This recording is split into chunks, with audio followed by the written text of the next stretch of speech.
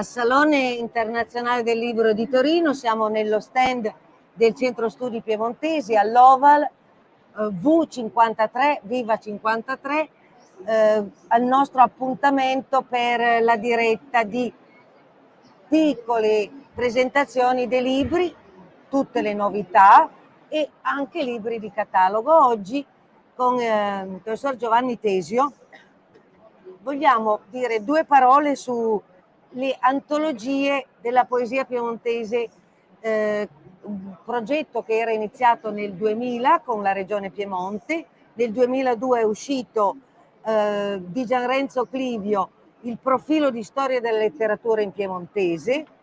Poi poco dopo è uscito la prima antologia, in realtà dico poco dopo, ma quello era del 2002, questo è del 2003, curata da Giuliano Gasca Queirazza, Gianrenzo Clivio e Dario Pasero, la letteratura in piemontese dalle origini al Settecento, raccolta antologica di testo, perché questo era solo il profilo della storia.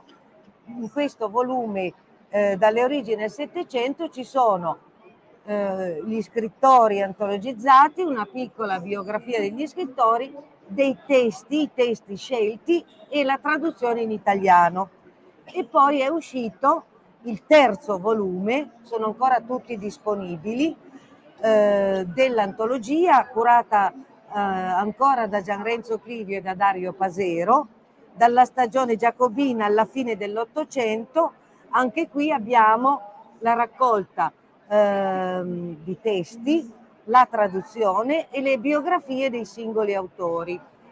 Fin dall'inizio, per dargli anche il senso che soprattutto negli anni iniziali del Novecento c'era un rapporto di grande collaborazione tra artisti e scrittori, artisti e poeti, abbiamo scelto di dedicare la copertina a pittori con cui eravamo in rapporti o amici. Il primo volume, la copertina è di Ettore Fico, il secondo volume è di Francesco Franco, purtroppo tutti e due nel frattempo ci hanno lasciati, la terza è Francesco Tabusso, e quindi anche con loro il rapporto con la poesia resta, ma resta con le copertine. Il futuro qual è? Che stiamo lavorando, manca il Novecento. Il Novecento è molto complesso, ci stiamo lavorando da un annetto. Il capo di tutta l'operazione è il professor Giovanni Tesio, che vi racconterà come stiamo lavorando, perché contiamo fine 2023 o inizio 24 di uscire con il volume del Novecento o i volumi del Novecento. Prego Giovanni. Grazie, intanto le parole che ha usato Albina Malerba, la dottoressa Albina Malerba, già mi fa pensare alle 1000 sollecitazioni che questa presentazione offre. Intanto il rapporto con gli artisti, perché se penso a Ettore Fico penso a Giovanni Arpino, penso al fatto che qui abbiamo il figlio di Giovanni Arpino, Tommaso Arpino, penso al rapporto che Arpino ha avuto con gli artisti e penso al rapporto che Renzo Gandolfo ha avuto con gli artisti torinesi. Devo dire che il primo a concepire insieme con Camillo Brero un'antologia che desse inizio ad una sorta di storia della poesia del piemontese dalle origini al Risorgimento e poi per conto proprio dal Risorgimento in poi è stato proprio Renzo Gandolfo. È stato lui l'anima che ci ha indotti e invitati a proseguire nel nostro lavoro. A cominciare, e qui siamo nel pieno oramai Novecento, da quei poeti in piemontese del Novecento che aveva in qualche modo commissionato al sottoscritto e che naturalmente era poi stata compiuta questa antologia insieme con la dottoressa Albina Malerba. Quindi c'era già qualcosa evidentemente di impiantato, non tutto è nato all'improvviso. C'è stato questo demiurgo che è stato Renzo Gandolfo, il quale ci ha indotti con il suo esempio a lavorare intorno a questi temi, a lavorare intorno alla poesia. Il Novecento, è ben vero, pur essendo in parte rappresentato da questa antologia molto selettiva che avevamo concepito e che avevamo portato a termine, merita una più ampia attenzione. E questa più ampia attenzione è argomento delicato, perché si rischia, è un rischio reale, si rischia di imbarcare in questa antologia tantissime, forse troppe voci. Qualcuno ha parlato di Arcadia dialettale, per dire che molti poeti che si sono sentiti in qualche modo deboli in lingua si sono riversati sui vari dialetti d'Italia. Qui ci sono dei rappresentanti anche di una letteratura, di una poesia dialettale siciliana come Renato Pennisi. Cosa voglio dire in sostanza?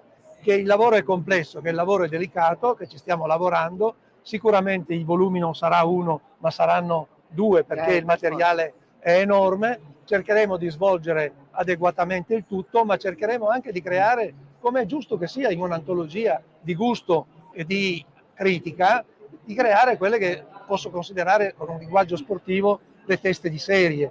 Cioè ci saranno dei poeti più rappresentati, perché sono i poeti forti del nostro Novecento, da Nino Costa naturalmente a Pinin Pacotta, Luigi Olivero, che sono un po' i conduttori di poesia, formidabili conduttori di poesia, e intorno a loro, intorno a quel gruppo magnifico che è stato il gruppo dei Brandè, di Alari, i custodi del fuoco, della fiamma che non si spegne, ecco, cercheremo di organizzare un discorso sensato, un discorso stratificato, un discorso che sia ad un tempo di critica storica, ma anche estetico e di gusto.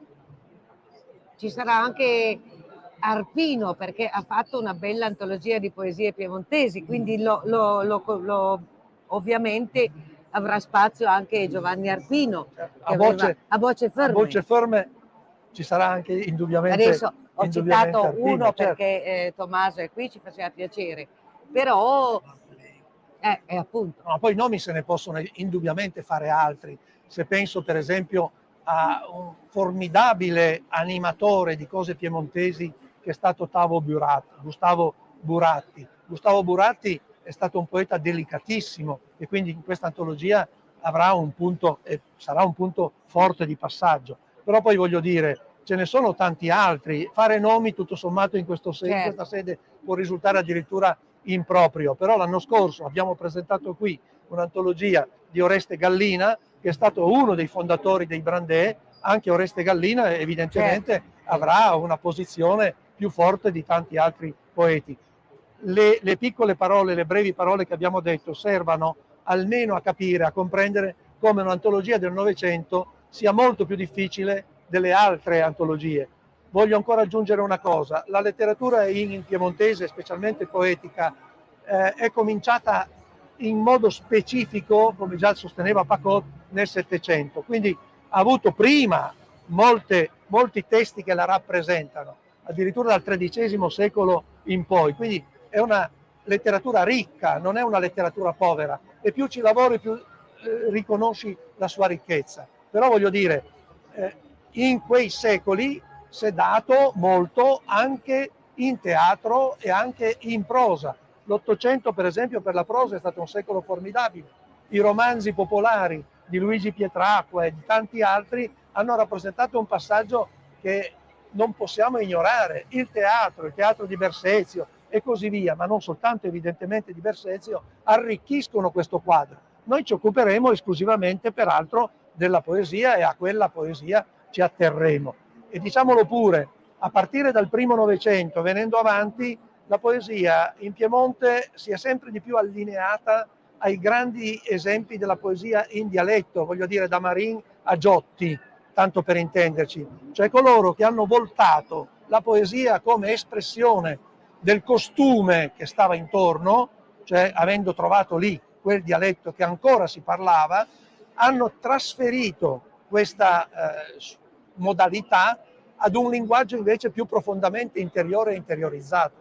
Cioè, come diceva Rilke, non quest'uomo ha poetato in dialetto, il dialetto stava lì, no, ma il dialetto è diventato poetico in lui, vale a dire è l'esatto rovescio di ciò che abitualmente accadeva. Quindi non più i componimenti che potevano magari rappresentare le liti di comune, le liti che potevano accadere nella vita sociale, che era peraltro anche un mezzo per fare poesia, ma invece in questo caso una più forte poesia di carattere profondamente interiore e interiorizzato. Naturalmente terremo conto di tutto il territorio regionale, come diciamo nelle corde del Centro Studi Piemontesi, Cadre Studi Piemontesi, e speriamo nel Salone 2024 di essere qui a presentarvi ormai sicuramente 2 volumi della poesia in piemontese del Novecento.